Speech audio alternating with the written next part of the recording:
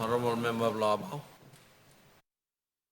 Honorable Speaker, for allowing me to ask a question without notice to the Honorable Minister for State-Owned Enterprises.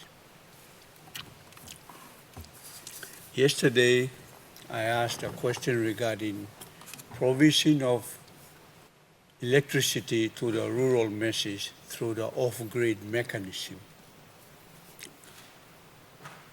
The question is in relation to the rural masses with regards to water security. Currently, Honorable Speaker, as you and I know, Water PNG is focused on profit-based water services, mainly providing services to cities. So when we ask for Water PNG to come to the district level, they say that is not profitable. And so we have to look for funds through DSIP, etc., etc. And so water services are delayed at the district level. But when you go down to the village level, village people find him hard straight.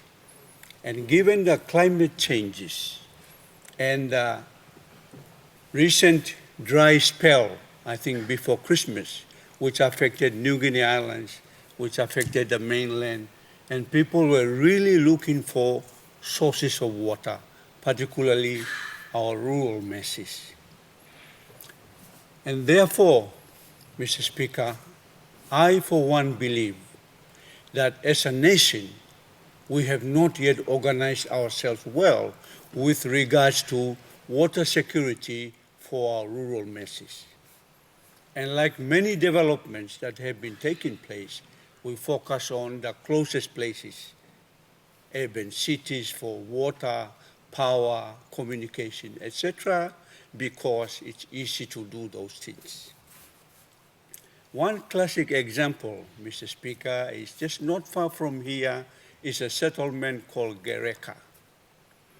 And the end of the water pipe is just a few kilometers from there. And Water PNG can meter them and make a lot of money. It also includes the Taurama Valley. And Water PNG can make a lot of money. But nothing has been done. And when you imagine the suffering of the rural masses, the question, Mr. Speaker, and my question to the Honorable Minister for State-Owned Enterprises is, given that we have not really focused on rural water services in our country, can, under the leadership of the minister, can you rethink an arrangement? Because in the old days, through outside funding, the Department of Health in their little college in Medan was creating rural water systems, but due to lack of funding through European Union and other bilaterals and multilaterals, that program collapsed. So, Mr. Speaker, I strongly believe that there is a greater need right now, given the climate changes and the El Ninos that come and go. I think our rural masses have a problem with water security. Can I recommend to the Honorable Minister to look at a proposal for establishing whether in the existing Water PNG, a rural component for water services to the rural masses? Or, my strong recommendation, could we establish a Rural Water Services Commission so that that entity can specifically look at the non-profit making components of water services to our country? Thank you, Mr. Speaker. Honorable Minister, State Enterprise. Thank you, Mr. Speaker. I'd like to thank the member for Abau for this important question.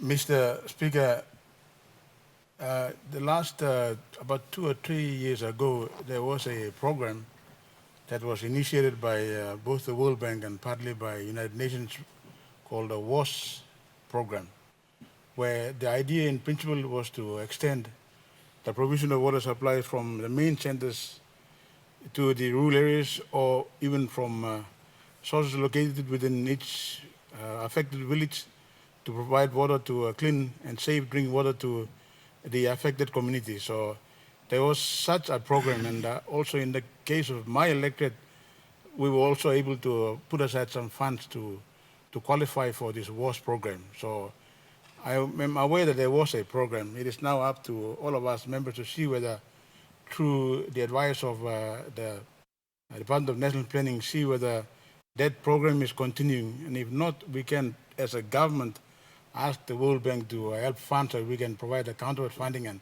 try and extend this important service to all our villages.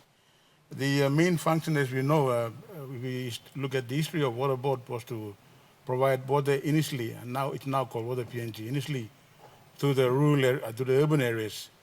Now with the increase in the size of settlements and the other areas in the peripheries of the rural urban areas, the need for water is becoming more, and Water PNG is aware of it. And if we look at the case of the National Capital District, I have, in my capacity as the minister responsible, directed Water PNG to look at extending water services past to the so-called end of the world, for instance, or the Taramo Valley, and past Abau Hon, right past the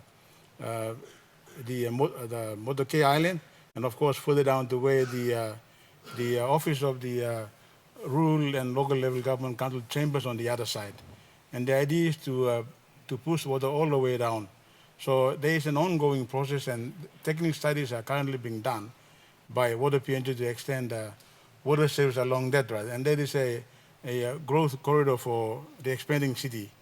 If you go to the other side, Mr. Speaker, if you go past the LNG plant side and you drive to that village, you will see that there is in fact a installation where water is being extracted by Water PNG and supplied to the villages there. And it is a good pilot project, and it is working. And the idea is that the villages, together with through the LLG, pay partly for the service, and the bulk of the cost to be maintained by Water PNG. So there's already a pilot project which is working very well in that part of our province, central province. So it is something that we can all look at, and I would urge all our members to seriously look at making a joint approach through our Department of National Planning to the World Bank to help fund this WAS program. And we can either set up another entity to just exclusively look at providing water service to rural areas, and let Water PNG continue to provide service as a commercial entity, or a combination of both. So all of these options, Mr. Speaker, are available, and we can look at those. But I am ready to work with the members to help make sure that our people, especially in the rural areas, get access to safe drinking water. So, Mr. Speaker, to answer the question once again, yes, Water PNG will do its part by trying to provide water to the areas which are near the urban center of Port Moresby and other urban centers right throughout the country. And of course, if we take the example of the existing facility on the other side, where the LNG plant site is, it has demonstrated that it can work. So, provided our village leaders, community leaders, and the leaders work together with Water PNG, we can expand that system that's already operating very well to the other parts of the country. Thank you, Mr. Speaker.